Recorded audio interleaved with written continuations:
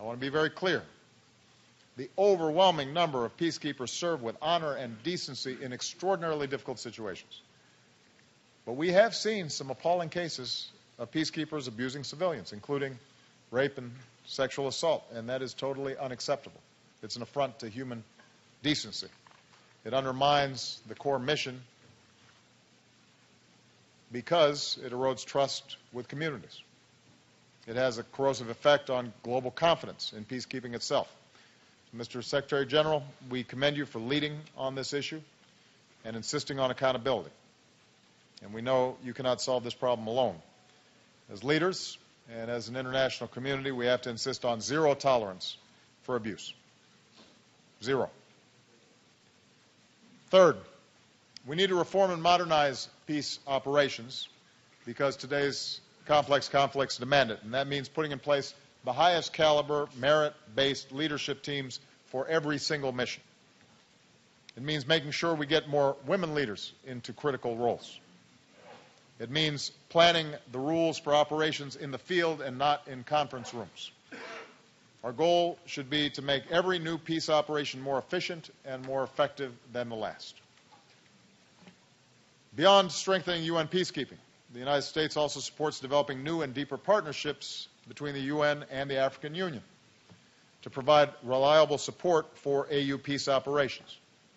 And we look forward to hearing concrete proposals from our African partners to advance this work. Finally, we need to increase our support of the full range of UN diplomatic tools, including mediation, envoys, and special political missions, which help us to prevent conflicts in the first place. We cannot expect peacekeeping operations to succeed unless the parties involved are willing and committed to making peace. If we do all these things, if we provide the support and embrace the reforms that I've described today, I believe we can strengthen peace operations for decades to come. Because we know, we can be certain that in the years ahead, as conflicts arise, the call will go out to those men and women in blue helmets to restore calm and to keep the peace and to save lives. And when they go, their success and their lives will depend on whether they have the training and the forces and the capabilities and the global support they need to succeed in their mission. The decisions and the commitments we make today can help ensure that they do. I want to thank all of you for your partnership and the commitments that your nations are making here. We will hear some extraordinary commitments from a number of nations. And we are very proud that the international community has responded to this call in such a significant way. Rest assured that in this critical work, the United States will be a strong partner to all of you. Thank you very much.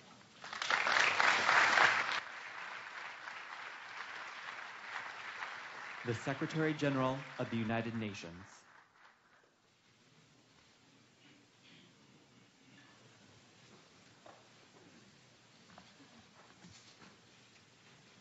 Your Excellency, President Barack Obama, distinguished co-host, distinguished heads of state and government, Excellencies, ladies and gentlemen. I'd like to thank President Obama for his initiative by convening all of us, and I thank you for your participation and leadership. I'm also grateful to Ambassador Samantha Power for her tireless efforts in organizing, preparing this important gathering. I thank the co-chairs, including those who hosted regional meetings that provided critical momentum. Excellencies, ladies and gentlemen, we are here together to strengthen United Nations peacekeeping in concrete and meaningful ways. Peacekeeping operations save lives, protect people, and help countries overcome conflict. Being a peacekeeper is a noble calling. We must always remember the brave men and women who paid the ultimate sacrifice in the name of peace. Today, the demand for peacekeeping has never been greater. More than 120 countries currently contribute over 125,000 troops, police, and civilian personnel.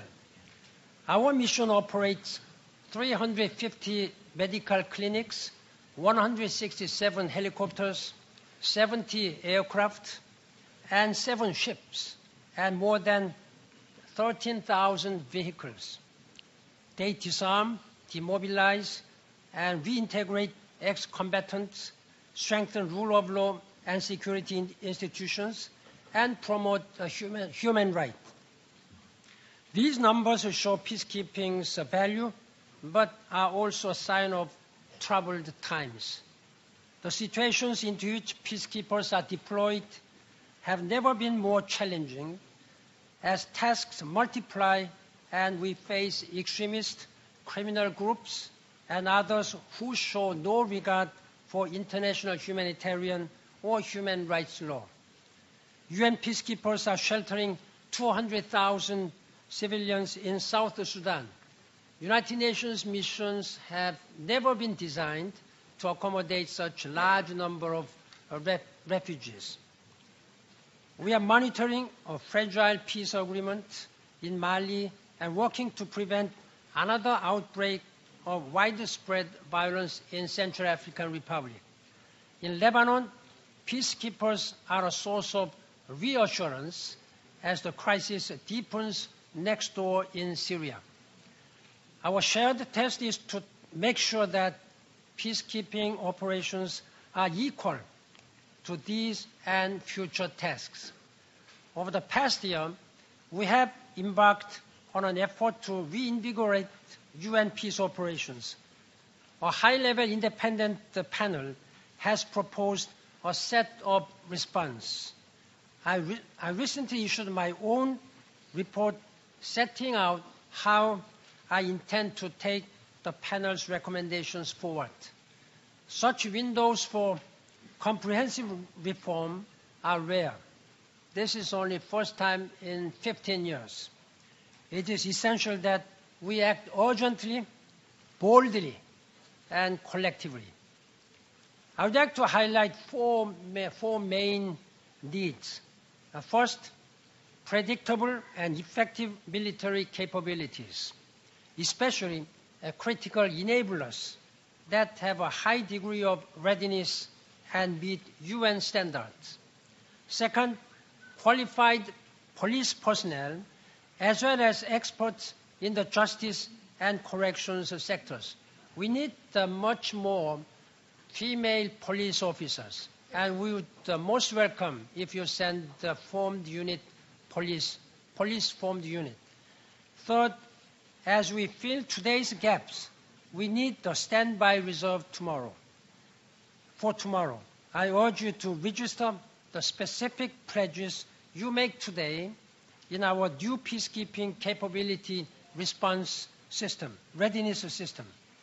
Fourth, we must prevent and punish sexual exploitation and abuse.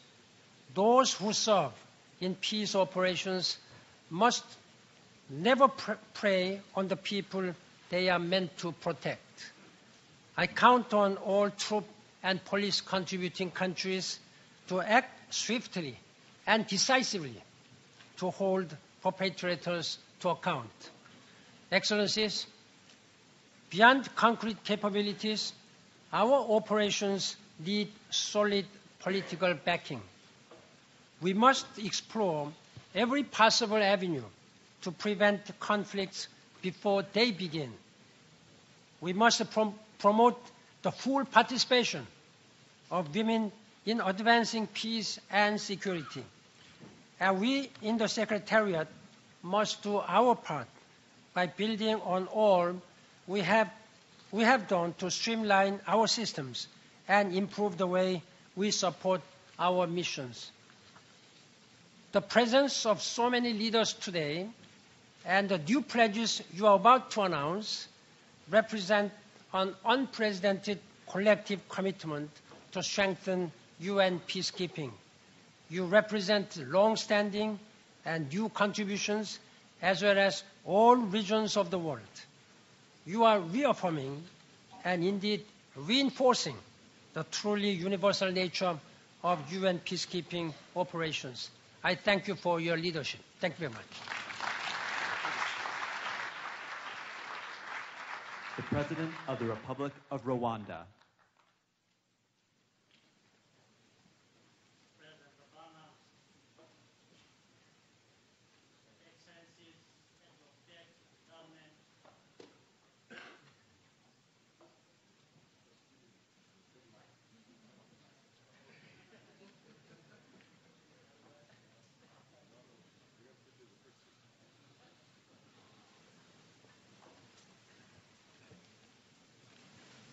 President Obama, Excellencies, Heads of State and Government, Excellency Secretary General of the United Nations, distinguished delegates. I want to begin by expressing appreciation for the timely initiative shown by the United States and support to focus attention on effective peacekeeping in line with the report of the high-level independent panel and the Secretary General's recommendations. Let me emphasize a few key points. First, all of us, including those seemingly with limited resources and/or capabilities, have meaningful contributions to make, whether it is funding, equipment, or forces. The important thing is to cooperate and be able to fully prepare for any mission. In this regard, I'm pleased to announce that Rwanda will contribute 2 additional infantry battalions of strength of 1,600 troops, 2 attack helicopters, and a level 2 hospital. Rwanda is also ready to deploy an all-female police unit to meet the increasing demand for female peacekeepers. Secondly, effective peacekeeping requires clear mandates and shared norms as detailed in the Kigali Principles on the Protection of Civilians, which many here present have endorsed, hopefully with others to follow.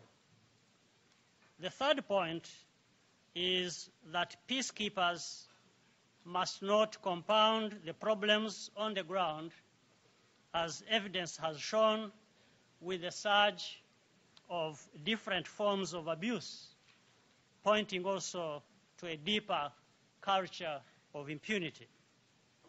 Accountability has to be swift, both at the national and international level, because everything is going to be conveyed by the conduct of the forces on the ground.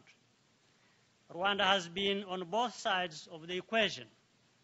Without a relationship of trust between the protector and the protected, peacekeeping loses its meaning and relevance. The lesson for us is that earning and keeping that trust and inspiring confidence has to be the priority.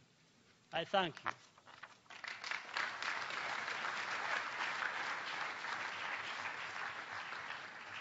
The President of the Oriental Republic of Uruguay.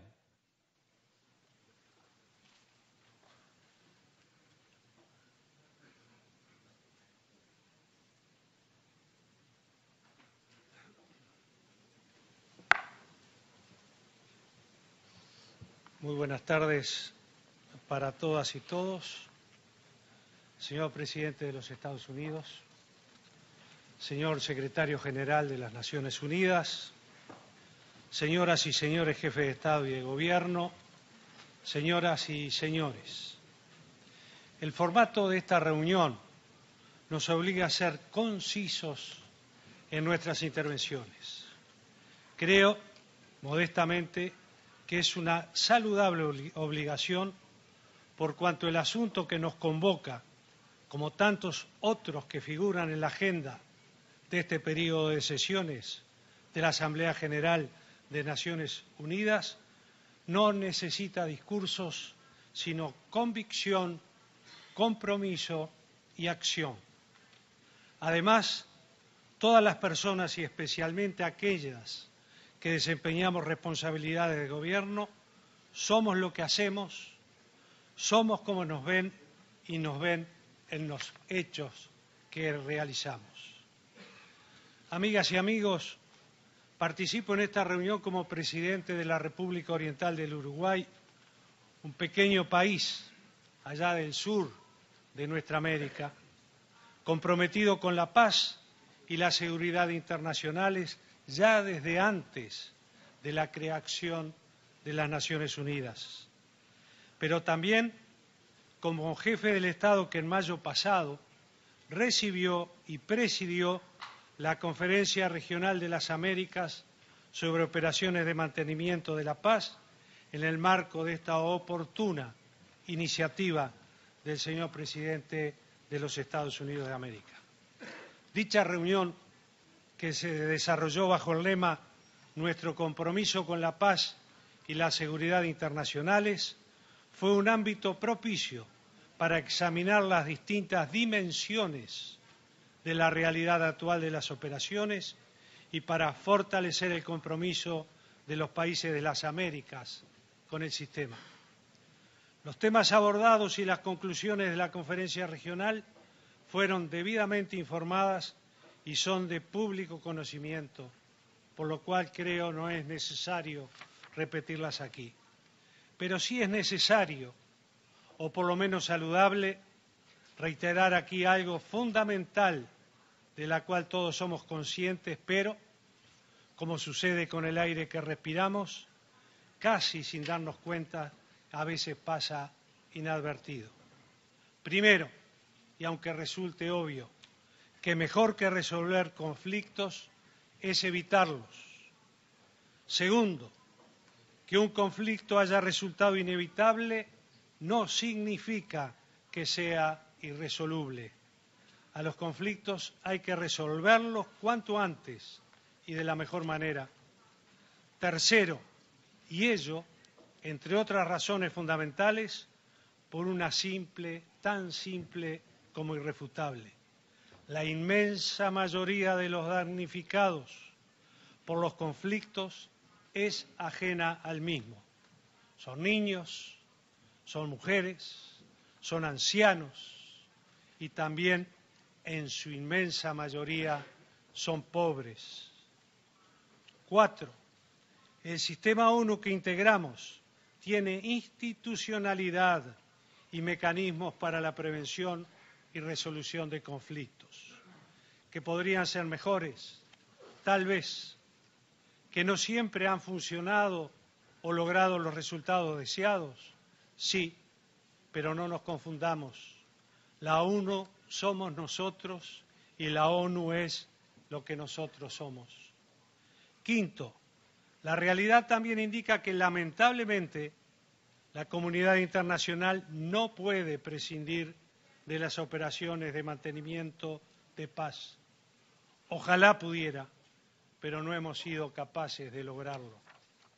Ahora bien, no se puede cambiar haciendo siempre lo mismo. Hoy, para cumplir cabalmente su cometido, las misiones requieren capacidades superiores a las existentes, así como ser implementadas con mayor interoperabilidad. En ese sentido, reconociendo la creciente complejidad sobre el terreno, la prioridad de los esfuerzos de las misiones debería concentrarse en la respuesta multidimensional, comprensiva e integrada, generadora de capacidades en los países afectados por los conflictos, sin perder de vista los principios básicos del mantenimiento de la paz. Sin una efectiva protección de civiles no tiene sentido este esfuerzo. Y en esta tarea consideramos un paso muy importante la adopción de los principios de Kigali, así como el valioso aporte del secretario general para combatir los casos de abuso y explotación sexual. Señor presidente, señoras y señores, podría seguir enumerando consideraciones que estoy seguro todos ustedes comparten.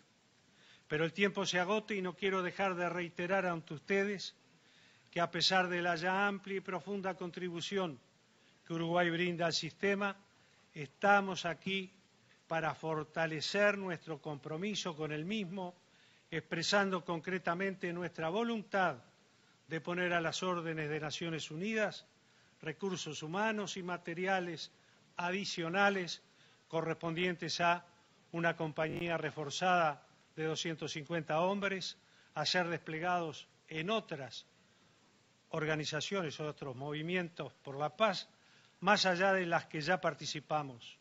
Una aeronave para el transporte de carga o pasajeros, un pelotón especializado de infantería K-9 para detección de explosivos, 12 lanchas de patrullaje, unidades potabilizadoras de agua y servicios como el entrenamiento predespliegue a través de las escuelas nacionales que en nuestro país preparan al personal para estas misiones de paz. Este compromiso adicional sobre el terreno esperamos acompañarlo políticamente desde el Consejo de Seguridad a partir del próximo 1 de enero, para lo cual les agradecemos el apoyo que nos brinden en la próxima elección de octubre. No los defraudaremos. Muchas gracias.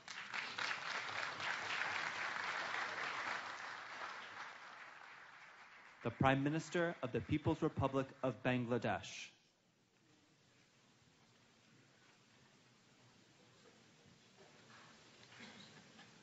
Mr. President,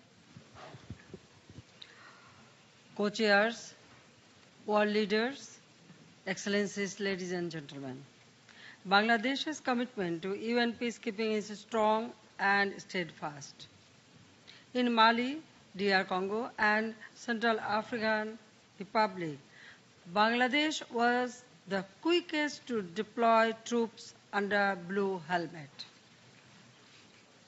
At last year's summit, we made a number of commitments as the leading troops and police contributor. We stand ready to go further. Bangladesh commits to provide infantry battalions, formed police units, utility helicopters, engineering and maritime units, and other enabling assets to address the existing and projected gaps in peacekeeping missions. We recognize the need for modernization of peacekeeping operations with new technologies. Their use should follow the principles of UN peacekeeping.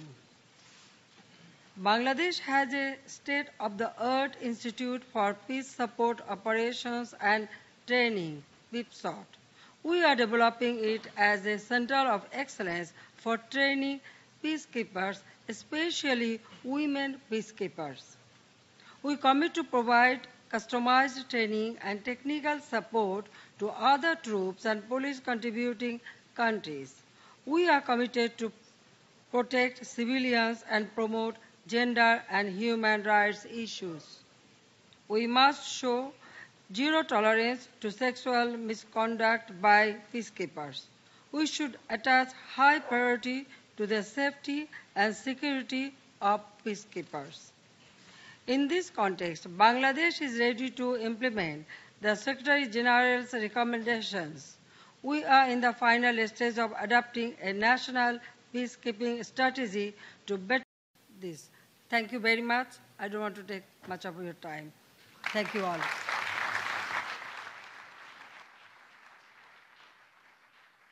The Prime Minister of the Kingdom of the Netherlands.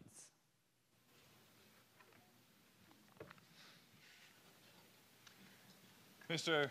President, ladies and gentlemen, President Franklin D. Roosevelt once said, "When peace has been broken anywhere, the peace of all countries everywhere is in danger." And these words capture the spirit of today's summit. We're here to renew our commitment to the UN's aim of promoting peace and security worldwide. And I'd like to thank President Obama and UN Secretary General Ban Ki-moon for this important initiative. We face big challenges, and we have high expectations of UN peace missions. So we must make sure we keep supplying the UN with enough people and resources. After all, we are the UN. The past few years have brought war and conflict very close to home. The violence, the enormous refugee flows. We cannot ignore what is happening. The Kingdom of the Netherlands has a long-standing tradition of active involvement in international affairs. That commitment explains our candidacy for a seat on the UN Security Council in 2017 and 2018. Since 1947, our country has been involved in more than 60 UN-mandated missions in over 30 countries, deploying more than 125,000 men and women. The belief underlying our contributions to these missions has always been that in many conflict situations, it is only the UN that can legitimately intervene. That belief also prompted us to host a European prelude to this summit in Amsterdam last February. The Netherlands believes the basis should be a clear mandate and an integrated approach.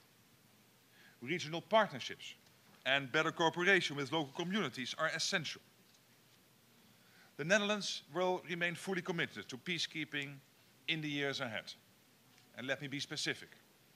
1, we have made long-term extra funds available for defense in general and peacekeeping in particular.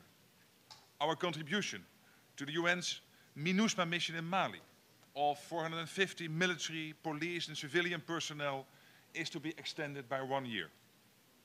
Our efforts are aimed at the intelligence capability of the mission. 3, we will also be helping more generally to develop policy and capabilities to boost the quality of intelligence in UN missions. 4, along with other countries, including the US, the Dutch military will continue to train soldiers from African countries. And 5, the protection of civilians is also a key UN and Dutch priority. That is why the Netherlands and the US are developing a new training module on civilian protection, and why the Netherlands endorses the Kigali principles. Together with partners, we will organize a conference on this issue next year. And last but not least, we will make a big financial contribution to enhancing the UN's planning capacity. Because, as I said, we must keep supplying the UN with enough people and resources. Ladies and gentlemen, the importance of UN peace missions is beyond question. One conflict in one country or one continent affects us all. But to stay effective, we must keep working, keep innovating, and keep focusing. And the Netherlands stands ready to play its part. Thank you so much.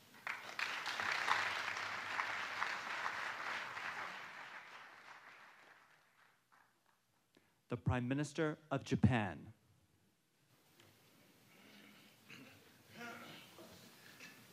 ご列席の皆様、昨年に引き続き、この PKO のサミットに共催者として参加できたことを大変光栄に存じます。オバマ大統領のイニシアティブに心から敬意を表します。前回のサミット以降、国連 PKO の在り方につき、非常に活発な議論が行われてまいりました。ハイレベルパネル報告書および事務総長報告書では、国連平和活動がより実効的で、実際に結果を出すために変化を求めています。そして、国連および加盟国にはさらなる検討と具体的な貢献が期待されています。私はこの1年、昨年表明した貢献策を着実に具体化するとともに、積極的平和主義に基づき、国際社会の平和と安定にさらなる貢献を行うための体制整備に全力を注いでまいりました。第一に、平和安全法制の整備です。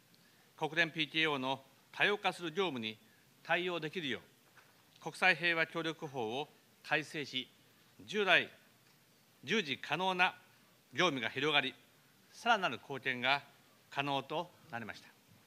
今後、新たな法制の下、国連 PKO への貢献をさらに拡充してまいります。具体的には、自衛隊が高い技術を持つ施設活動やミッション司令部、国連本部等への要員派遣等の質の高い貢献を着実に進めるとともに、早期展開のための航空輸送など、さらなる貢献を追求してまいります。第2に、日本は多様なパートナー間の協力を拡大します。日本は三角パートナーシップモデルの先駆けであるアフリカ施設部隊早期展開プロジェクトへの支援を昨年表明しました。本年、約4000万ドルを国連事務局に拠出し、まさに現在、ナイロビの地で日本の陸上自衛官と東アフリカ諸国の公兵がともに汗を流して、銃器の操作および整備の訓練を行っています。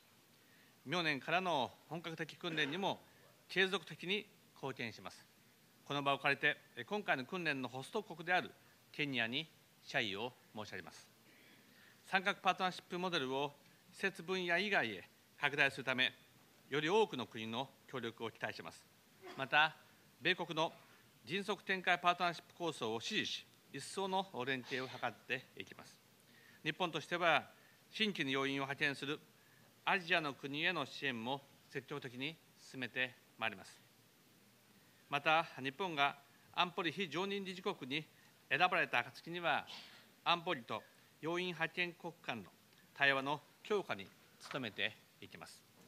第3に、日本は各種訓練を通じた PKO 要員の能力向上をさらに支援していきます。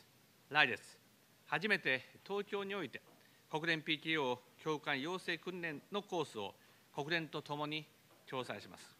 また、平和構築の現場で活躍できる文民の人材を育成する事業を拡充し、PKO に貢献できる人材を一層輩出してまいります。さらに、より多くの女性が PKO に参加できるよう、日本自身も努力をいたします。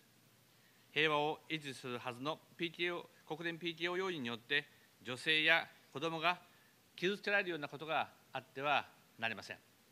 日本は性的搾取、虐待の被害者救済支援の重要性を再確認し、具体的に貢献してまいります。国連平和活動が情勢の変化に対応して結果を出すために、変革は不可欠な視点であり、国連平和活動に貢献している加盟国が直視すべき課題であると認識しています。この観点から日本は着実に努力し、一層貢献することをお約束いたします。ありがとうございました。Thank you very much.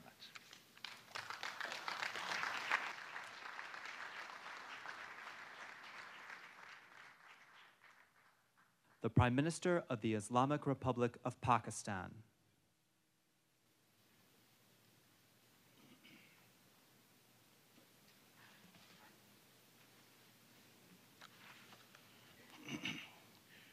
President Barack Obama, Secretary General Ban Ki-moon, distinguished colleagues, ladies and gentlemen,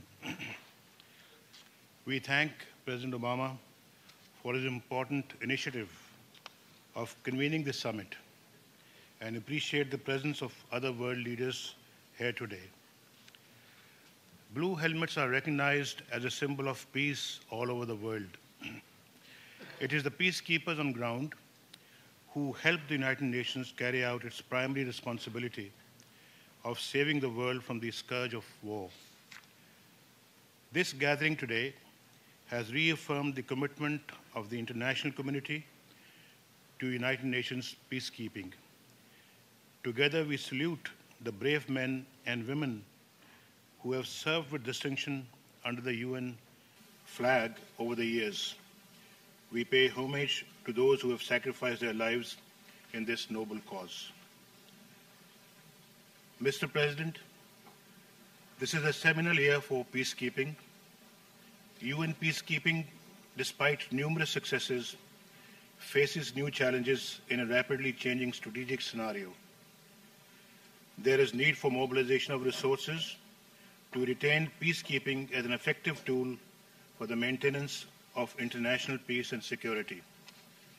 The landmark report prepared by the high-level panel was followed by the report of the Secretary General. These reports have discussed at length the challenges faced by modern peacekeeping and have put forth valuable recommendations. Pakistan has been fully engaged with the high-level panel and the ensuing process.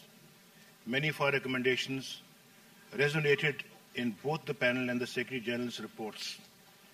These included the importance of consultations with troop-contributing countries, provision of better resources for peacekeeping operations, a two-phase mandate process, and the principle of not using peacekeepers for counter-terrorism. Excellencies, Pakistan has consistently figured among the top troop contributors to the United Nations. We have also been at the forefront of norm setting in peacekeeping. Resolution 2086 on multidimensional peacekeeping, adopted under Pakistan's presidency of the Security Council in January 2013, is considered a landmark achievement. Pakistan has always supported efforts for reform and strengthening of the UN peacekeeping architecture to enable the organization to better meet the requirements of a continuously evolving security situation.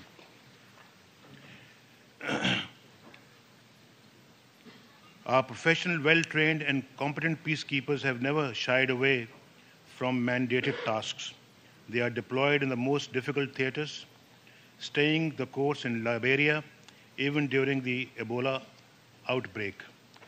Excellencies, Pakistan welcomes the fine-tuned initiative of UN Peacekeeping Capability Readiness System. We shall continue to contribute highly professional peacekeeping personnel, ranging from infantry to guard units, and we will continue to provide the UN among our best military commanders, staff officers, and military observers. Pakistan also remains committed to contribute to UN police requirements in the future. Recognizing the critical importance of enablers, we would continue deployment of precious assets like utility aviation, airport management facilities, signals, communication units, transport, maintenance and logistics units, and field hospitals alongside affordable field solutions to ensure rapid deployment. Specifically, we are pledging an infantry battalion, transport, engineering, and signals companies, additional utility helicopters, a level 2 and a level 3 hospital, and a canine platoon for deployment to future UN peacekeeping missions. We consider modern technology an important component of peacekeeping today. We therefore also commit to providing surveillance unmanned, unarmed aerial vehicles to enhance the capabilities related to protection of civilians and military personnel. It is also our privilege to share our experiences in the field of peacekeeping with member states. Pakistan has institutionalized a formal peacekeeping training regime in line with UN training objectives. We will continue to offer to the UNR Center for International Peace and Stability for the conduct of regular peacekeeping courses, workshops, and seminars. Ladies and gentlemen, let me conclude by saying that despite challenging circumstances, our commitment to UN peacekeeping is firm. We shall work together to ensure the success of this collective endeavor. I thank you.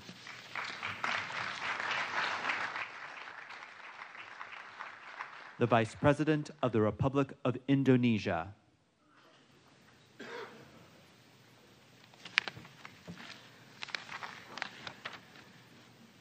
Mr. President Obama, Secretary General, Excellencies, distinguished delegate. Allow me to begin by extending my appreciation to you, Mr. President, for taking the initiative in convening this important summit to assist and support peace and security in all parts of the globe. More peacekeepers are currently deployed in some of the world's most dangerous places, performing ever complex and multidimensional mandate. Surely that all-time high demand for UN peacekeeping continue. Against this backdrop, Indonesia continued to do this part. Indonesia mandated by our constitutions to play an active role in promoting world peace and order. Since the early days of our independence, Indonesia has contributed to and continue to support UN peacekeeping mission in various conflict zones throughout the globe, starting in Sinai in 1957 and Congo in 1960.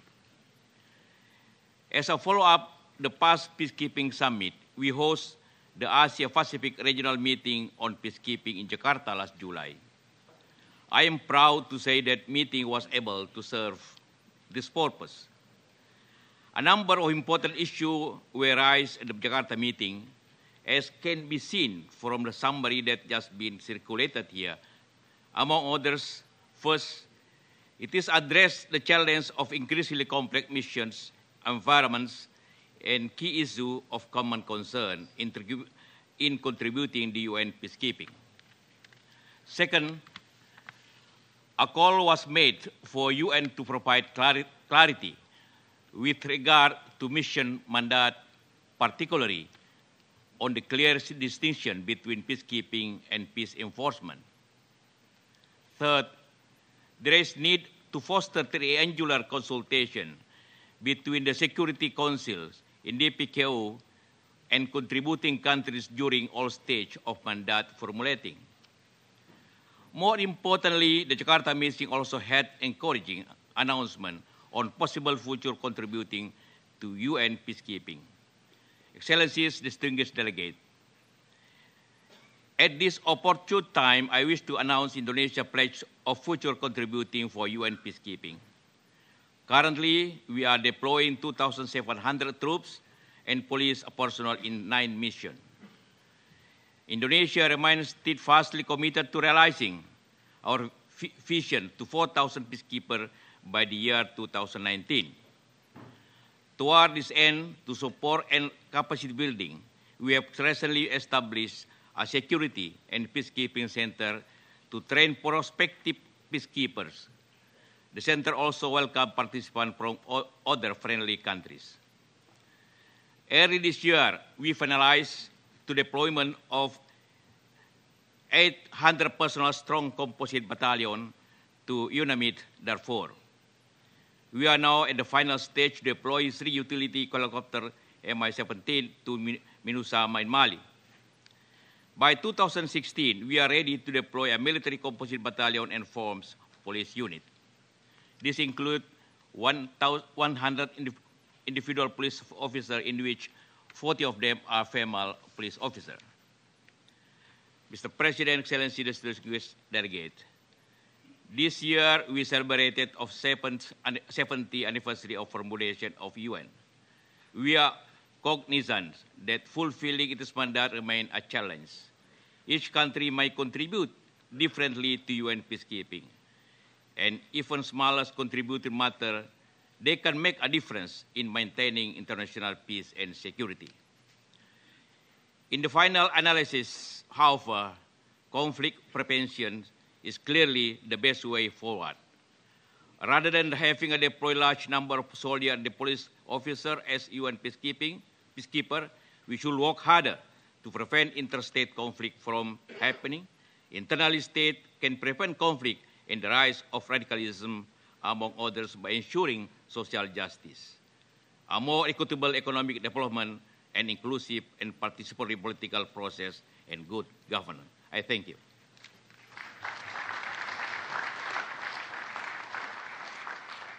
The President of the People's Republic of China.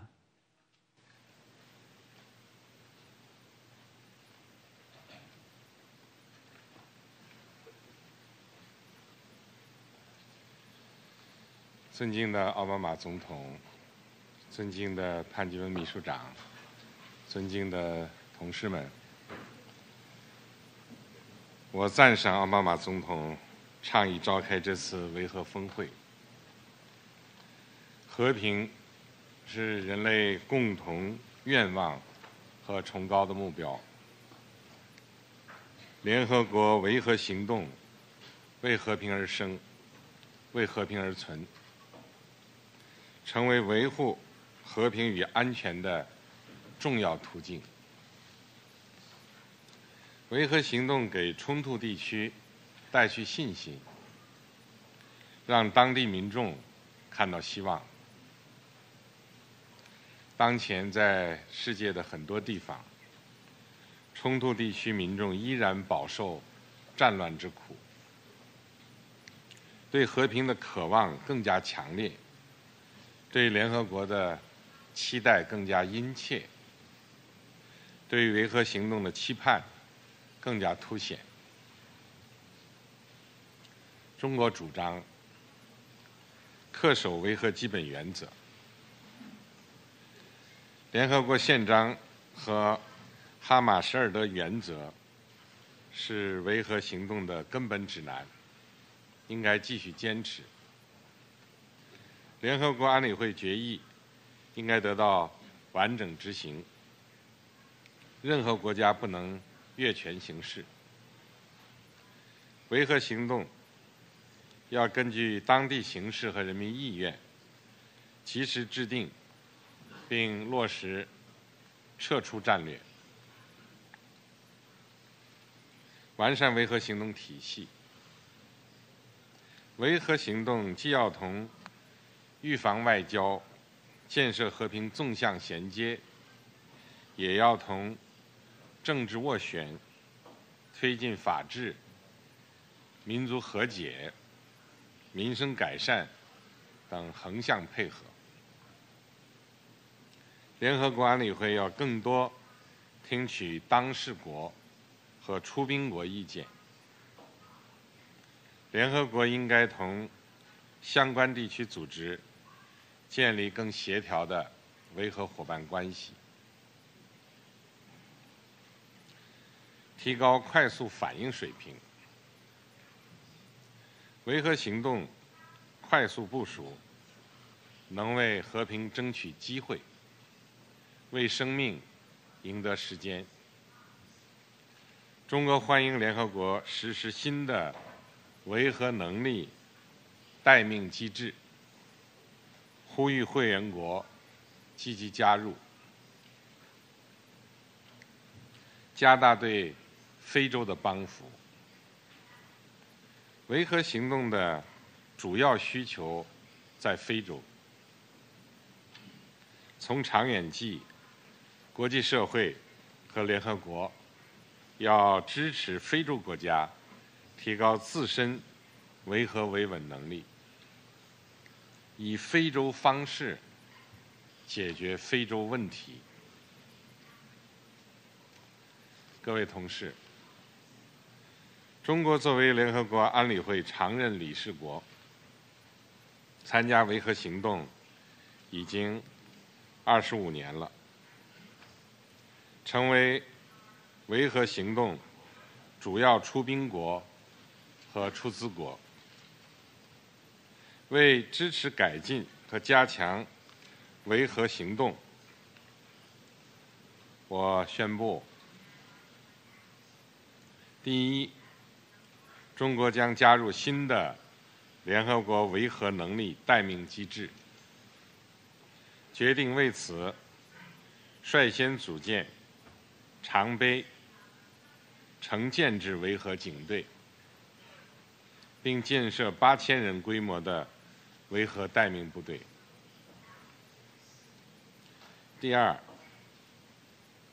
中国将积极考虑应联合国要求，派更多工程、运输、医疗人员参与维和行动。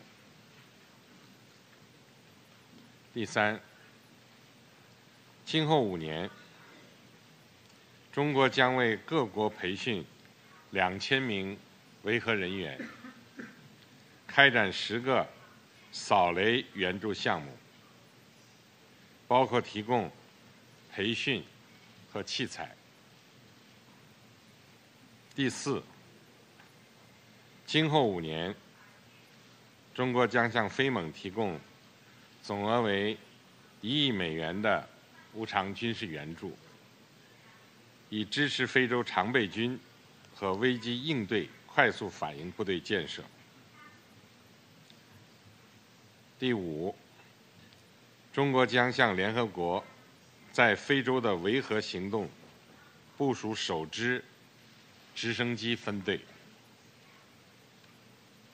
第六，中国联合国和平与发展基金的部分资金将用于支持联合国维和行动。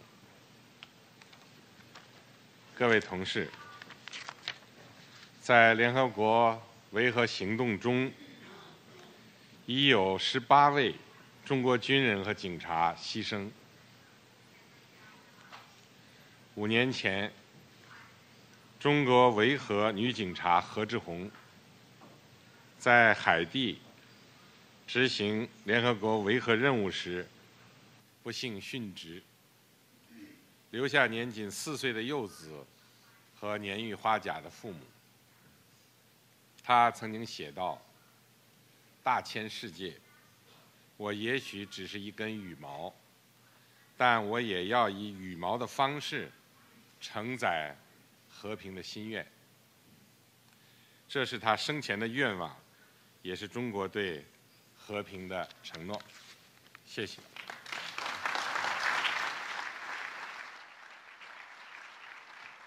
The Prime Minister of the United Kingdom of Great Britain and Northern Ireland.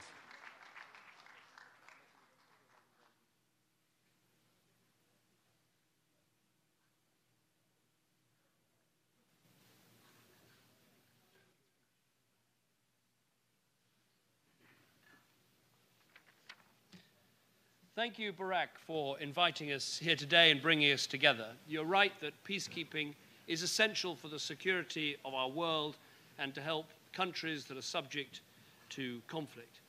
This was something invented by the United Nations, and in the 7 decades that it's been in operation, it has saved hundreds of thousands of lives. Frankly, there is no nobler endeavor of keeping the peace of the world, for the world, by the world. And as the Chinese president just said, in that very important speech, we should take a moment as we consider today to think about those who've given their lives in UN peacekeeping operations over those last 7 decades. Today, as we meet, there are thousands of people who'll be going to work, taking their kids to school, going about their daily lives because of the presence of those blue helmets. And we should think about that as we all agree to enhance the UN peacekeeping operations that are available. Because that's why we're here. The fact is we need more, we need better, we need greater capabilities, greater capacities. Britain, my country, has long been a believer in UN peacekeeping, long been a funder of UN peacekeeping, and from Cyprus to Bosnia and other parts of the world, we have played our part. We've also played a part as a trainer, training 10,000 peacekeepers in the importance of preventing sexual violence in conflict, something we are committed to doing and continuing with. But we recognize it is time to do more. So today I can announce that we will play a larger part in the AMISOM peacekeeping operation in Somalia, providing as many as 70 troops, including experts in engineering, communications, and capability and capacity building, not least to provide training to other troops. And also at the same time, we will provide between 250 and 300 troops to the UNMISS operation in South Sudan, where the peacekeeping operation is absolutely vital. As Prime Minister, I'm sure that I feel, as many other Prime Ministers and Presidents here today, who make these commitments, they are not without risk, they are not without cost, but they are the right thing to do. Not only are we doing our duty as being a member of the United Nations and playing a part in this vital peacekeeping, but I believe these things are also in our own national interest. When countries break up, we see the problems of migration can affect us all. When countries become havens to terror, we all suffer as a result. Britain is a country that meets its 0.7% share of gross national income in aid payments, so we're able to make these commitments. And as a member of NATO, we spend 2% of our national income on defense and have pledged to continue to do that throughout this decade. So with those capabilities, Britain can play a greater part, and Britain will play a greater part. Thank you.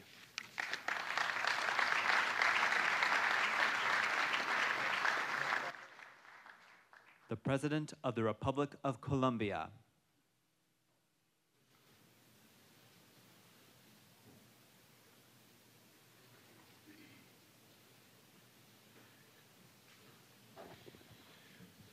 Señor Presidente Obama, señores presidentes, jefes de Estado, de Gobierno, delegados. Gracias, Presidente Obama, por su iniciativa. Colombia ha tenido una exitosa experiencia en la lucha contra el terrorismo, contra el narcotráfico, contra la insurgencia, contra la delincuencia transnacional, y estamos listos para compartirla con el mundo. Las misiones de mantenimiento de la paz se enfrentan retos en materia estratégica, operacional y táctica, y Colombia tiene experiencias valiosas para compartir en estos frentes. Hoy ratifico nuestra voluntad de contribuir a que la ONU cumpla con su mandato de asegurar la paz y la seguridad mundial, y lo hago con el siguiente compromiso. La contribución de Colombia a las operaciones de mantenimiento de paz de las Naciones Unidas será gradual e implementada en el corto, mediano y largo plazo, teniendo en cuenta, en primer lugar, los avances en el proceso de paz que adelantamos en Colombia para poner fin al único y más largo conflicto armado de todo el hemisferio occidental, cuyo éxito permitirá una mayor disponibilidad de fuerzas militares y policiales para esta tarea.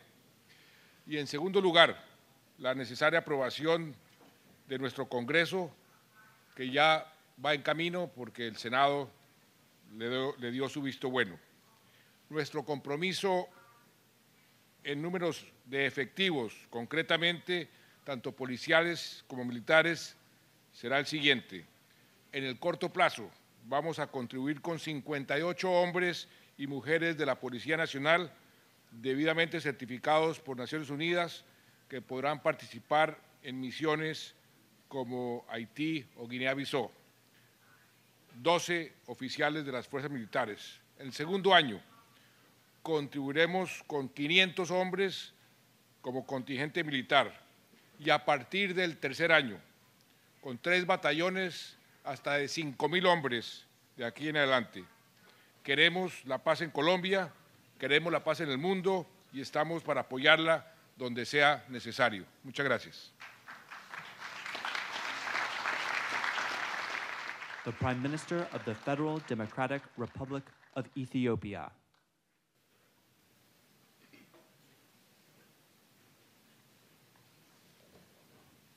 Excellency President Obama, Excellencies, leaders, Mr. President, it is indeed a great pleasure to be one of the co-hosting countries for this second summit on peacekeeping operations.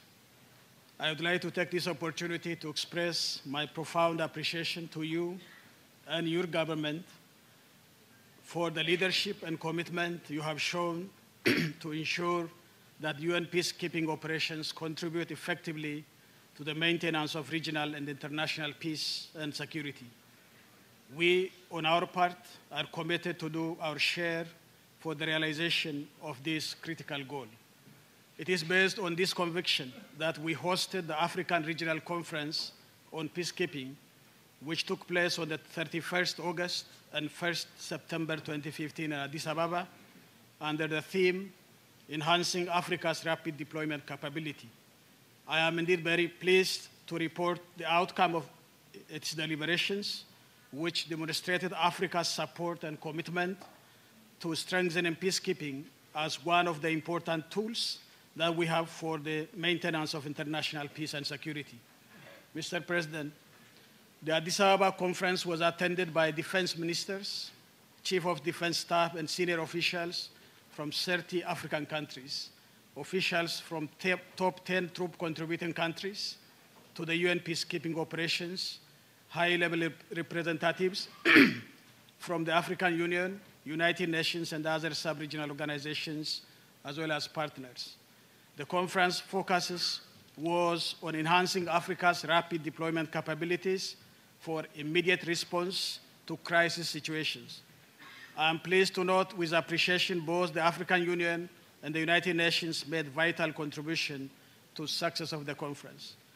The conference afforded us a good opportunity to assess the state of United Nations peacekeeping in light of the difficult and complex security terrain under which they are supposed to carry out their responsibilities. In this regard, they examined the strategic and operational challenges facing UN peacekeeping operations and looked at how the United Nations and the African Union could strengthen their strategic partnership in addressing these challenges. Emphasis was made in particular on enhancing UN-African Union partnership to build their joint capacity for rapid deployment. Key issues that were highlighted were joint planning, decision-making, division of labor, bridging the doctrinal gap, and ensuring predictable and sustainable funding. It was, in this regard, the major focus of the conference was on building Africa's rapid deployment capability to save lives, protect civilians, and avert tragedies created by conflicts. In this connection, the experiences of individual countries as well as United Nations and regional standby arrangements were discussed. What came out clearly during these discussions is the need for a strong political commitment from countries. Mr. President, the conference also explored possibilities of generating forces for a new and existing United Nations peace operations in the African continent. This was a good opportunity for new and existing troop-contributing countries to pledge new and additional commitments to strengthen UN peace operations. In this regard, it gives me pleasure to report that, number one, a new pledge was made by Madagascar to contribute 1 unit police and 1 battalion. Number two, additional commitment was made by Sierra Leone and Burundi to contribute 1 infantry battalion. Number three, additional commitment was made by Uganda to contribute 2 battalions, and Cameroon 2 police units and 1 battalion. Number four, additional commitment was made by Liberia to contribute from 1 platoon to battalion. Number five, a commitment was made by my own country to provide additional 2 battalion more, training and share experience, including on rapid deployment. On their part, some of our partners that attended the conference expressed their readiness to renew and strengthen their commitment to building Africa's capacity for rapid deployment. In general, I believe the conference has achieved its objectives, not only by coming out strongly in support of enhancing UN peacekeeping operations, but also by making concrete commitments to this effect. Let me seize this opportunity to thank all those who, in one way or another, contributed to this success. Mr. President, Rwanda hosted a conference dedicated to the issue of protection of civilians and whose outcome sent a very strong signal in the form of the Kigali Principles. We attend this conference and we ascribe to those important principles as many others have already done.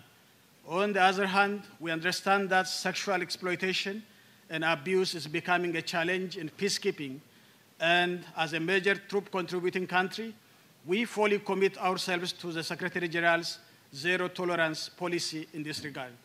Finally, I wish to conclude my remarks by expressing my sincere hope that this second summit will build on the outcomes of the Addis Ababa conference and a series of other regional conferences held over the past 1 year to chart the best way forward. I thank you very much.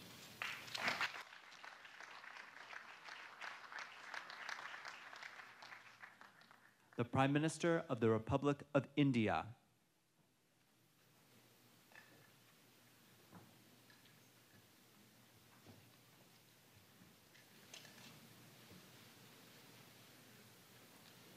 President Barack Obama, Excellencies, the foundation of the United Nations were laid by the brave soldiers on the battlefield of Second World War. By 1945, they included 2.5 million men of the Indian Army, the largest volunteer force in history. More than 24,000 lost their lives, and nearly half of that went missing. The legacy of that sacrifice is shared by 3 countries present here. They remain today among the largest contributors to the United Nations peacekeeping operations. Over 180,000 Indian troops have participated in UN peacekeeping mission, more than from any other country. India has participated in 48 of the 69 UN peacekeeping missions so far. 161 Indian peacekeepers have made the supreme sacrifice while serving in UN mission. India was the first country to contribute a female formed police unit to UN mission in Liberia. India has been providing training to peacekeeping officers from a large number of countries. Till date, we have trained nearly 800 officers from 82 countries. I thank President Obama for hosting this summit on peacekeeping. It is timely not just because of the 70th anniversary of this organization. It is also because the security environment is changing. The demands on peacekeeping are growing, and the resources are harder to find. Today, peacekeepers are called upon not only to maintain peace and security, but also address a range of complex challenges. Mandates are ambitious, but resources are often inadequate. Mandates sometimes make peacekeeper party to conflict, putting at risk their lives and success of their missions. The problem arises to a large extent because troop contributing countries do not have a role in the decision-making process. They do not have adequate representation in senior management and as force commanders. Peacekeeping missions should be deployed prudently with full recognition of their limitations and in support of political solutions. We are pleased that the high-level independent panel on peace operation has recognized these issues. We thank UN Secretary General for his prompt report on the panel's recommendations. We look forward to their early consideration. India's commitment to UN peacekeeping remains strong and will grow. We have announced new intended contribution to the UN peacekeeping operations. This includes additional battalion up to 850 troops in existing or new operations, additional 3 police units, higher representation of female peacekeepers, commitment to provide critical enablers, deployment of technical personnel in UN missions and additional training for peacekeepers at our facilities in India and in the field. In conclusion, I wish to emphasize that the success of UN peacekeeping ultimately depends not on the weapons that the soldiers carry, but on the moral force that decisions of the UN Security Council command. We must complement the long-pending task of reforms within a fixed time frame of the UN Security Council to preserve the relevance and effectiveness of UN. I would like to pay homage to the peacekeepers who have laid down their lives in defending the highest ideals of the United Nations. I would be most fitting in the proposed memorial wall to the fallen peacekeepers is created quickly. India stands ready to contribute, including financially, to this objective. Thank you very much. Thank you.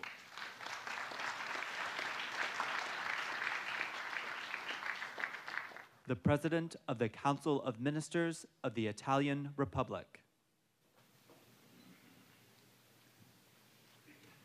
Mr. President, Excellencies, ladies and gentlemen, I'm grateful to President Obama for his strong leadership in mobilizing further support to United Nations peacekeeping requirements, as well as all the partners which have contributed to keep the issue high on the agenda. As the first Blue Helmet contributor among Western countries, Italy has a considerable experience in peacekeeping, through an integrated approach to peace operations. Italy is the seventh fund contributor with 4.5% of the United Nations budget and contributing to active peacekeeping operation with 320 million US dollars. As one of the major providers of troops, Italy deployed over 1,000 troops in 6 out 16 different United missions, and the present our main effort is in UNIFIL in Lebanon, where Italy is employing an average of 1,000 soldiers since 2006, as the leadership of the mission since January 2012. Italy is not only engaged abroad, but is also providing training, education, and logistic support to United Nations operation on Italian territory, particularly the Center of Excellence for Stability policy units in Vicenza, run by our Carabinieri, together with the USA and other African and European countries' instructors, offers training programs and develops standards and the common operating procedure to be applied during the robust police activity. 20 countries have already sent persons to be trained in this center. The United Nations System Staff College in Turin. In Turin also operates the Post-Conflict Operations Study Center, a strategic and operation think tank, and the United Nations Logistic Base in Brindisi, Puglia is the first permanent logistic base to support peacekeeping operation, and it has been in operation since late 1994. In response to common need to enhance the operational capacities of the United Nations peacekeeping operation, Italy is ready to provide uniform capabilities and strategic and critical enablers. In particular, I would like to underline the offer of one highly specialized infantry battalion, one utility helicopters squadron, and one engineering construction company. We are also ready to strengthen our engagement in capacity building in favor of police and military units of member states willing to contribute to United Nations missions. Our focus will be on pre-deployment, training, and other sectors where Italy's expertise is well established. Behind this, there is an emerging dimension I would like to underline. It's about what Italy believes should be done for the protection of cultural heritage in crisis situations, which can provide a substantial contribution to prevention and reconciliation efforts led by the United Nations. I refer to Unit for Heritage. I think this is very important. These initiatives aim at establishing a national specialized unit made up for the Carabinieri from the Cultural Heritage Preservation Command, plus trained civilian experts, with the task of preserving cultural heritage. The task force, activated on UNESCO request, would be able to operate in situations of natural disaster or armed conflict, with both operational and training tasks to protect cultural heritage and give advice to local government. So I think this is a moment very important. We are confronted with the challenging times. I think for my country, particularly in this moment in the naval operation in the central Mediterranean Sea, which is saving hundreds of thousands of human lives and also contributing in isolating and contrasting the violent extremism, we are proud of it because it's very important for our dignity. But in this time, the legitimate expectation coming from the public opinion and from the mostly affected people is that the international community is able to deploy comprehensive and global approach. We have to live up to this expectation. And while ensuring the credibility of the United Nations in maintaining peace and security. Thank you.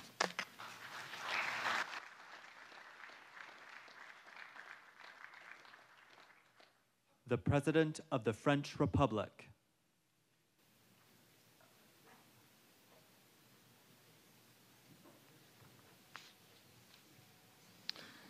Mesdames, Messieurs les présidents, chefs de gouvernement, représentants du secrétaire général, je remercie Barack Obama d'avoir pris cette initiative sur le maintien de la paix. Parce que c'est la condition même de la crédibilité des Nations Unies. Si, devant certains conflits, devant certaines urgences, devant des crises humanitaires, nous ne sommes pas capables de déployer des moyens rapidement, efficacement, alors l'esprit même des Nations Unies, celui que nous célébrons pour son 70e anniversaire, se dissipera. Nous devons donc non pas simplement faire plus, mais faire mieux en termes d'opérations de maintien de la paix. Il y a déjà beaucoup d'initiatives qui ont été prises et aujourd'hui, la France est engagée dans 9 des 16 opérations de maintien de la paix, la plus importante étant la FINUL au Liban. Nous sommes le deuxième contributeur en troupes parmi les membres permanents du Conseil de sécurité. Et nous avons encore renforcé notre présence, notamment au Mali, en soutien de la MINUSMA. 111 Français sont morts portant l'uniforme et sous le drapeau des Nations Unies. Et nous mesurons ce que pour beaucoup de familles cela signifie. Non pas mourir pour simplement son pays, mais mourir pour les valeurs que nous portons ensemble, pour le monde. Je veux aussi m'incliner devant la mémoire de tous les casques bleus qui sont décédés dans les opérations de maintien de la paix et qui ont témoigné par leur courage et par leur sacrifice ce que était notre idéal commun, empêcher des massacres, sauver des vies. La France agit aussi en appui des opérations de maintien de la paix. Et ça a été le cas en République centrafricaine et au Mali.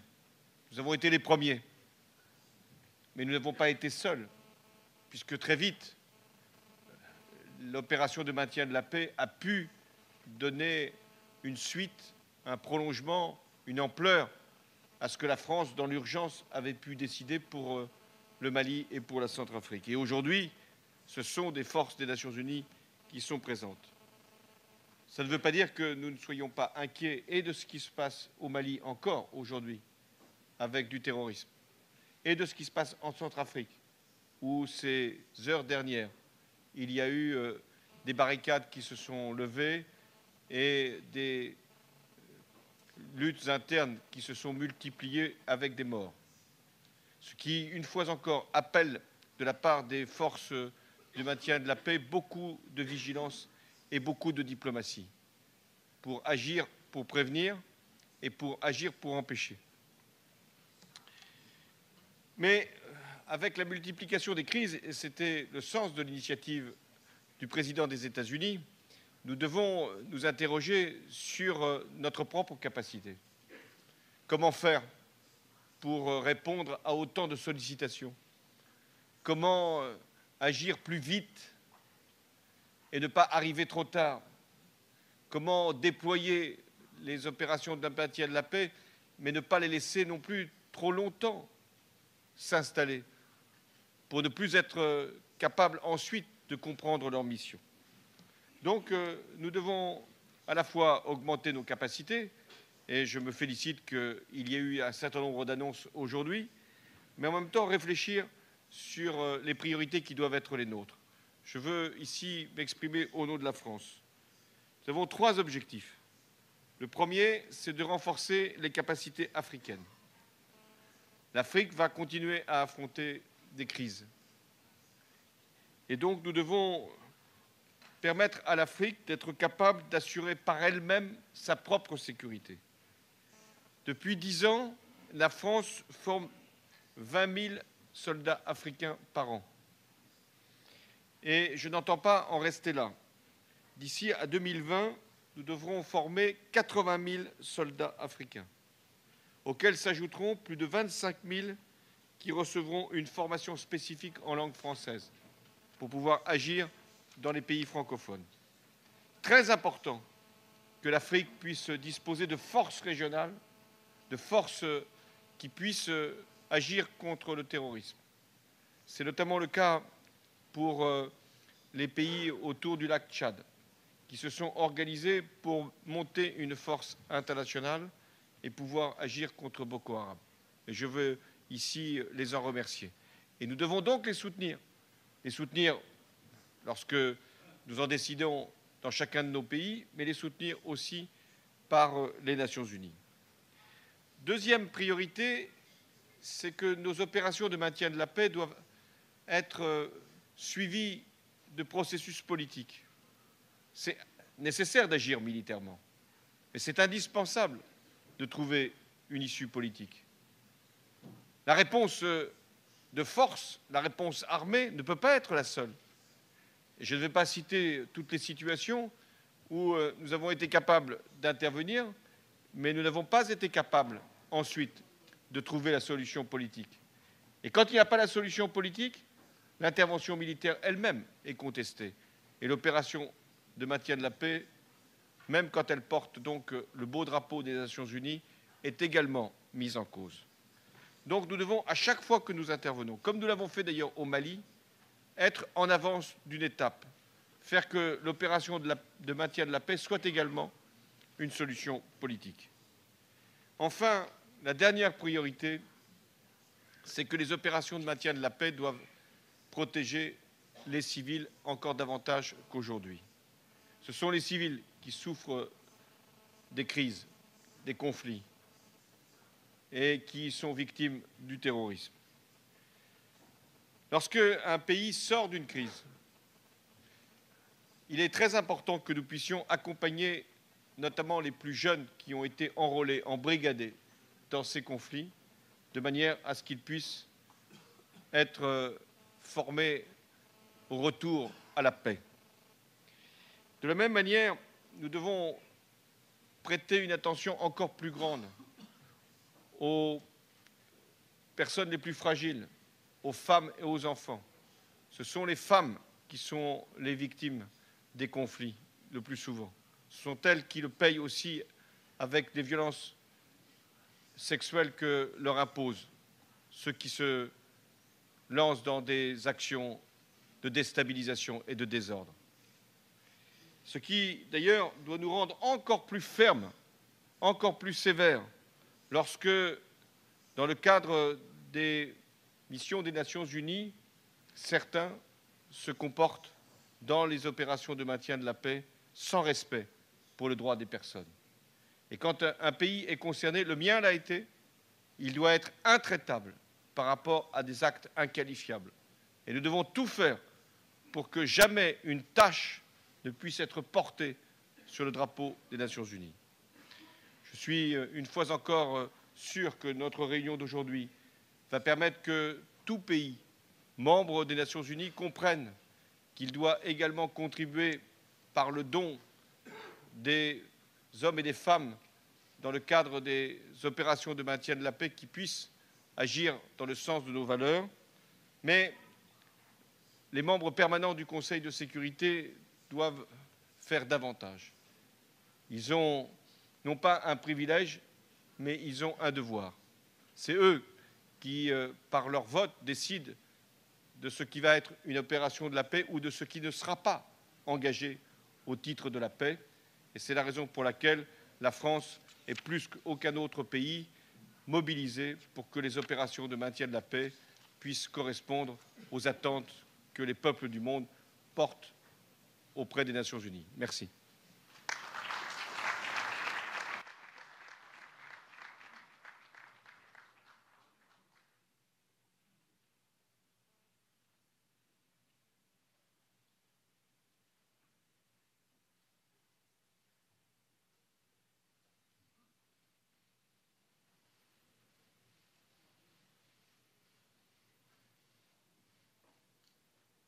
The President of the Democratic Socialist Republic of Sri Lanka.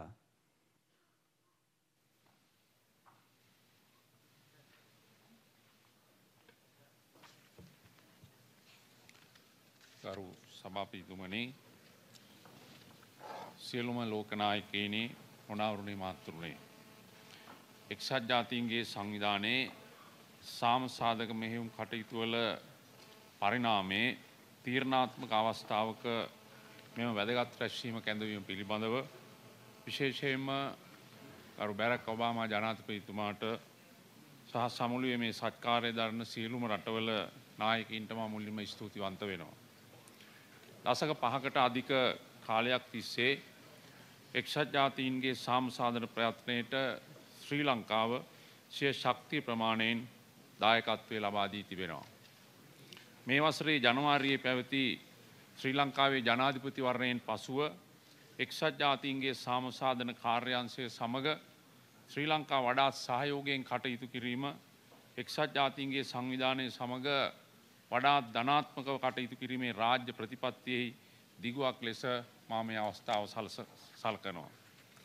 එක්සත් ජාතීන්ගේ සාමසාධනය සඳහා ශ්‍රී ලංකාවේ වර්තමාන දායකත්වය බටපිරිස් යුද නිරීක්ෂකයින් සහ civil police කණ්ඩායම් ඇතුළුව 529 දෙනෙක් දැනට සේවයේදී සිටිනවා. මේ අවස්ථාවේදී එක්සත් ජාතීන්ගේ සාමසාධනය සඳහා ශ්‍රී ලාංකික දායකත්වය වැඩි කිරීමට සම්පූර්ණයෙන්ම මා කැපවන බව ප්‍රකාශ කිරීමට සතුටුයි. සාමසාධනයේ ඉහළම සම්මතයකින් සුරැකීම පිණිස සාමසාධනයේ යෙදවන ශ්‍රී ලාංකිකයින් හට විශිෂ්ට පුහුණුවක් ලබා දීමටත් ඔවුන් ඉහළ මට්ටමින් ඇගීමට ලක් කිරීමටත් අපි කැප වී සිටිනවා. සිවිල් වැසියන් ආරක්ෂා කිරීම එක්සත් ජාතීන්ගේ මූලික වගකීමක් ලෙස සාමසාධන මෙහෙයුම් පිළිබඳ ඉහළ මට්ටමේ මඩුල්ලෙහි වාර්තාව විසින් හඳුනාගෙන ලැබ තිබෙනවා. මේ වාර්තාව නිරීක්ෂණය කළේ දැඩි තර්ජනයකට ලක්ව සිටින සිවිල් වැසියන් ආරක්ෂා කිරීම සඳහා එක්සත් ජාතීන්ගේ සාම හමුදා තමන් සතු ඇති සියලුම මෙවලම් පාවිච්චි කළ යුතු බවයි. සාමසාධනයේදී සිවිල් වැසියන් ආරක්ෂා පිළිබඳ වූ කිගාලී මූලධර්ම ඉතා මෑතකදී ශ්‍රී ලංකාව විසින් පිළිගනු ලැබුවා. මෙම ආරම්භයට තවත් රටවල්ද සහභාගී වෙතැයි අපි අපේක්ෂා කරනවා. එක්සත් ජාතීන්ගේ සාමසාධක මෙහෙයුම් දැනට පවතින ඌනතාවන්ට ප්‍රතිචාර වශයෙන් සංග්‍රාමික ප්‍රවාහන කණ්ඩායම් දෙකක් සහ ශේෂ්ත්‍ර ඉංජිනේරු ඛණ්ඩ දෙකක් සැපීමට අපිට ඉතාමත් හැකියාව තිබෙන බව ප්‍රකාශ කරන්නට ඕනේ. ඉක්මනින් රාජකාරී යොදවා ගැනීමට හැකිවන පරිදි පාබල හමුදා බලකායක් විශේෂ කාර්ය කණ්ඩායම් දෙකක් සංග්‍රාමික ඉංජිනේරු කණ්ඩායමක් සැපීමට හැකියාව තිබෙනවා විශේෂයෙන් සඳහන් කළ යුතුයි. නිත්‍ය සේවාවේ යෙදීම සඳහා පාබල හමුදා බලකායන් 3ක්ද උපුන ද්‍රව්‍ය ඉවත් කිරීමේ කණ්ඩායමක් සහ බලෑනි ආරක්ෂක කණ්ඩායමක්ද සැපීමට අපිට හැකියාව තිබෙනවා ප්‍රකාශ කරන්නට ඕනේ. මීට අමතරව පොලිස් ඒකක දෙකක් සැපීමට අප සූදානම් සිටිනවා. එක්සත් ජාතීන්ගේ නිර්භීත සාමසාධක බලකා සමාජිකයින් නිසා අද ලෝකයේ වඩාත් ආරක්ෂිත ස්ථානයක් බවට පත්ව තිබෙනවා. පසුගිය කාලය තුළ රාජ්‍යයක රිදී සිටියදී සිය දිවි පිදූ සිය ගණනක් වූ සාමසාධක නිලධාරීන් හා කාර්ය මණ්ඩල සමාජිකයින් සිහිපත් කිරීමටත් ඔවුන්ට අපගේ ප්‍රණාමය පුද කිරීමටත් මේ අවස්ථාවක් කරගන්නවා. එක්සත් ජාතීන්ගේ සංවිධානයේ විශේෂයෙන්ම මේ කාර්යයේදී ගන්නා වූ නායකත්වයේ සහ අනුග්‍රහය අපි ඉතාම අගය කරන අතර ශ්‍රී ලංකා රජයේ මේ සඳහා දිය හැකි සෑම සහයෝගයක්ම ලබා දෙනවා ප්‍රකාශ කරන්න ඕනේ. ස්තුතියි.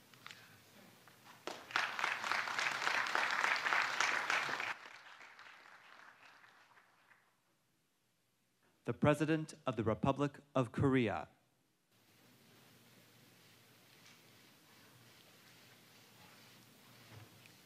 President Obama, Secretary General Ban, Excellencies, let me begin by paying tribute to all those serving as we speak in UN peace missions around the world. They are helping to make our world more peaceful and more secure. Peace operations can indeed make a huge difference.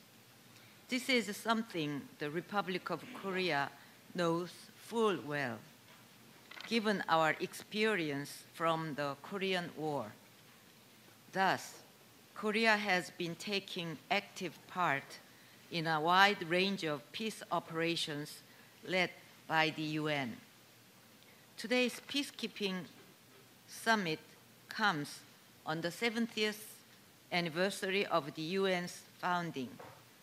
It's a valuable occasion for us to renew our commitment to the vision inscribed in the UN Charter, to unite our strength to maintain international peace and security. Fellow leaders, we see today how international conflicts are growing ever more complex, how violent extremism is spreading far and wide. And yet, the UN's capacity to conduct peace operations in responses remains less than adequate. As the June report of the high-level panel points out, UN peace operations need to be holistic in the strategy they pursue. They must prevent conflicts, avoid relapse, and address root causes. It goes without saying that the UN's capacity to plan and deploy peace operations needs to be vastly strengthened. The Republic of Korea will actively support international efforts to enhance UN peace operations. First, Korea intends to deploy an additional engineering unit. They will be assisting construction and humanitarian activities in conflict zones. Korean peacekeepers have long been guided by the belief that genuine peace stems from the minds of people. Hence, their distinctive focus on cementing bonds with local communities, whether in Lebanon, Haiti, South Sudan, or elsewhere. This is an approach that's been widely well received. Second, Korea will strengthen partnerships with regional organizations that have a better grasp of their neighborhood and can furnish rapid responses. Specifically, Korea plans to provide, among others, deployable Level 2 hospital equipment through the African Union to enhance peacekeeping capacity in Africa. Lastly, Korea will steadily scale up its financial contributions to support the UN's conflict prevention and peace-building activities. This would be fitting given Korea's presidency of ECOSOC and its presence in the Peace-Building Commission. Excellencies, conflict and strife may seem endemic to the human condition, but equally unremitting has been our yearning and striving for lasting peace. We must live up to the vision of saving succeeding generations from the scourge of war, as enshrined in the UN Charter. To do so, we must rally our collective will to make peace operations stronger and pull together more closely. In 1950, the UN stood united for peace to safeguard the Korean Peninsula. Likewise, Korea will not hesitate to do what it must in the service of UN peace operations. Thank you.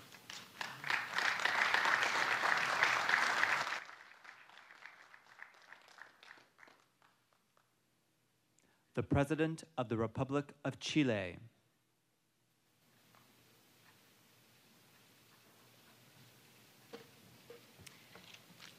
Presidente Barack Obama, Secretario General Ban Ki-moon de Naciones Unidas, Jefe de Estado, de Gobierno, Jefe de Delegaciones.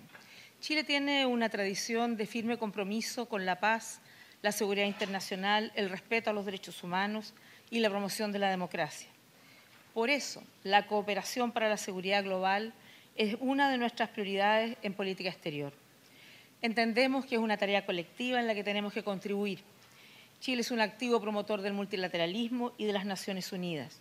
Y tal como se ha dicho aquí, frente a los conflictos y sus terribles consecuencias, nuestra responsabilidad es actuar de manera oportuna, de manera eficiente y de manera relevante.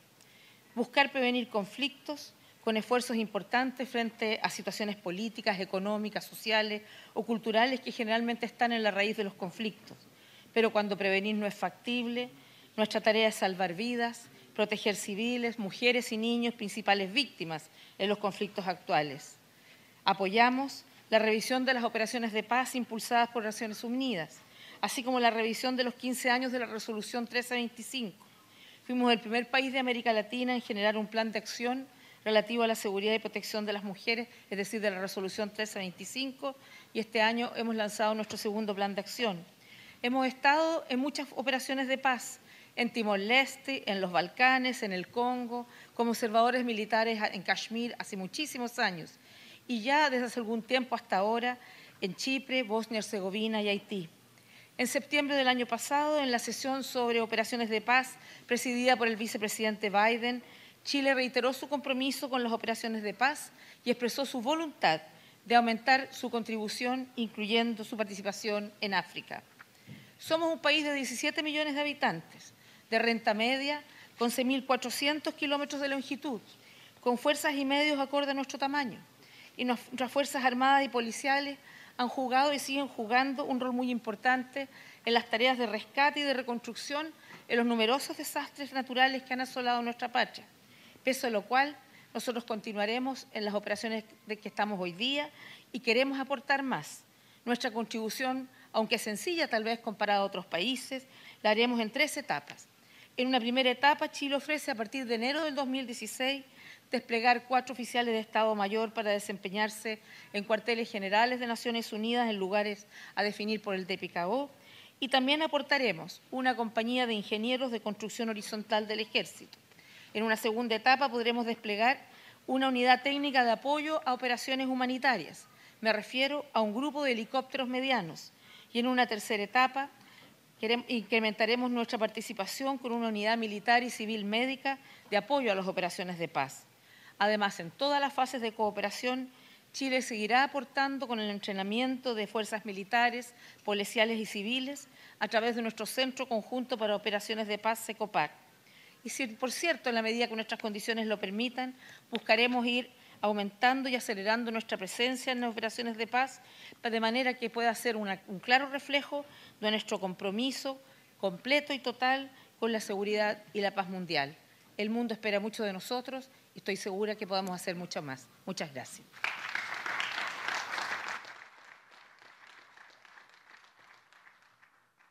The President of the Republic of Ghana.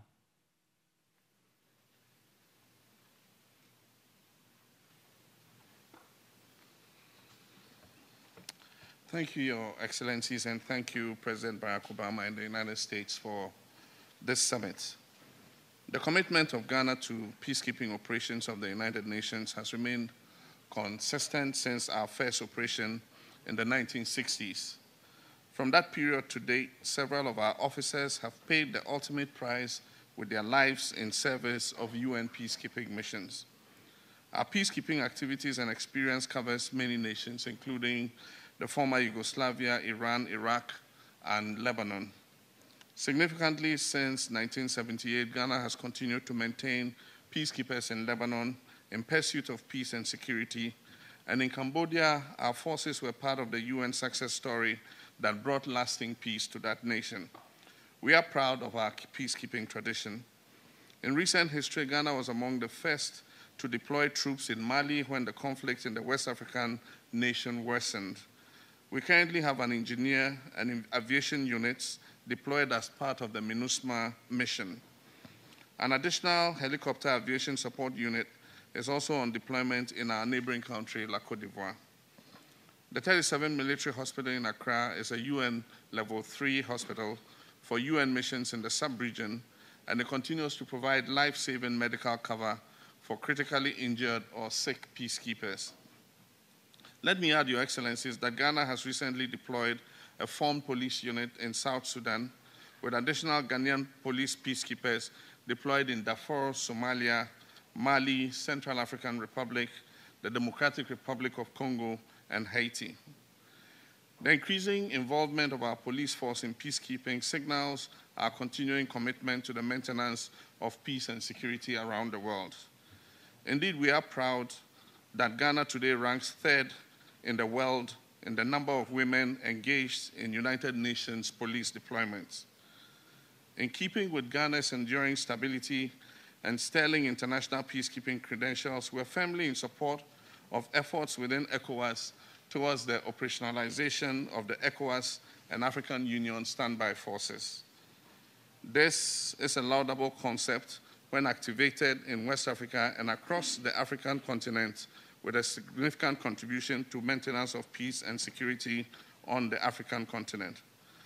Ghana would continue to work with member states to ensure the early realization of the ECOWAS and African Union standby forces. This is because of its immense strategic relevance.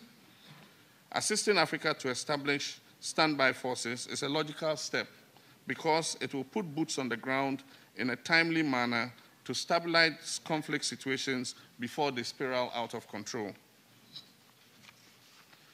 This also will prevent such conflicts from spreading to otherwise peaceful neighboring states. Ghana has followed with keen interest the work of the high-level panel set up by the United Nations Secretary General to review peace operations, and we look forward to the Secretary General's implementation plan that would no doubt assist to transform modern peacekeeping. On behalf of the government and people of Ghana, let me renew our commitment to international peacekeeping obligations and to the UN peacekeeping capability readiness system.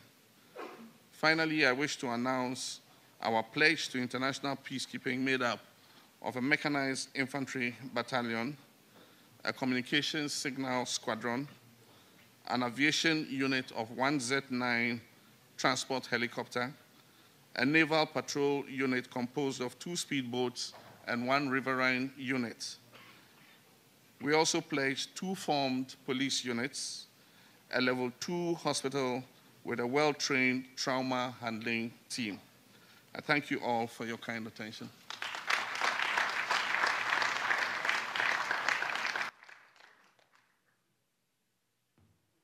The President of the Republic of Finland.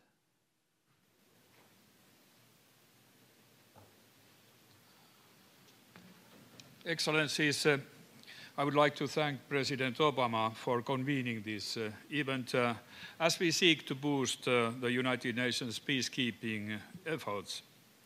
Finland warmly welcomes the Secretary General's initiative on a peace operations review.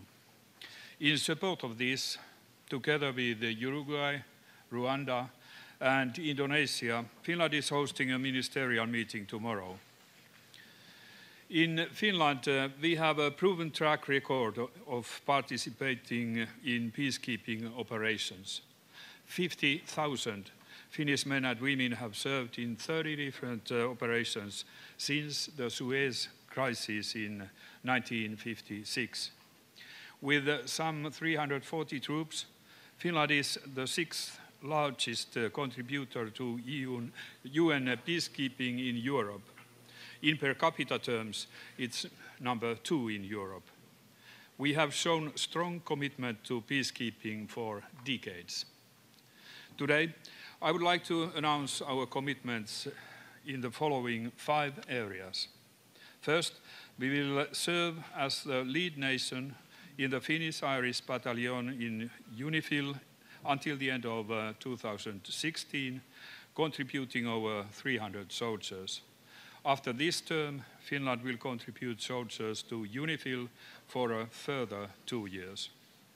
Second, we will increase our contribution to MINUSMA by 20 soldiers by adding military observers to the operation.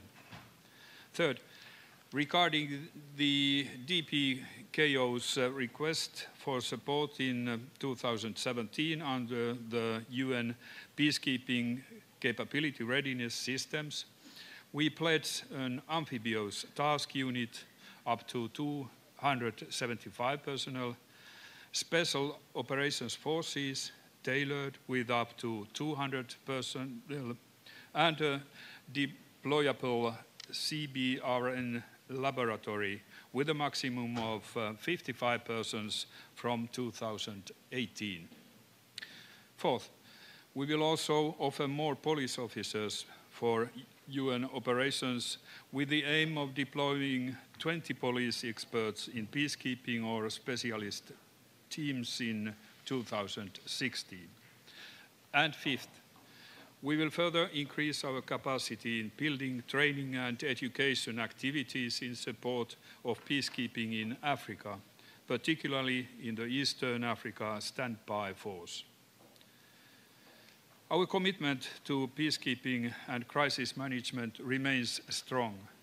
Let me add that Finland just sent 50 soldiers to train Peshmergas in OIR in northern Iraq. We are supporting resolute support in Afghanistan by contributing 60 soldiers and continue to participate in UNTSO and UNMOBIC.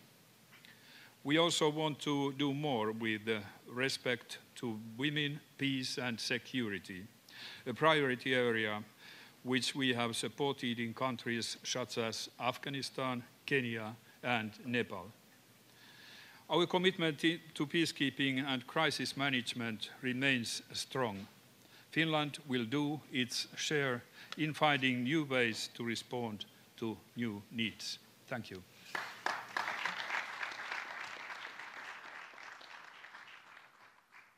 The President of the Socialist Republic of Vietnam.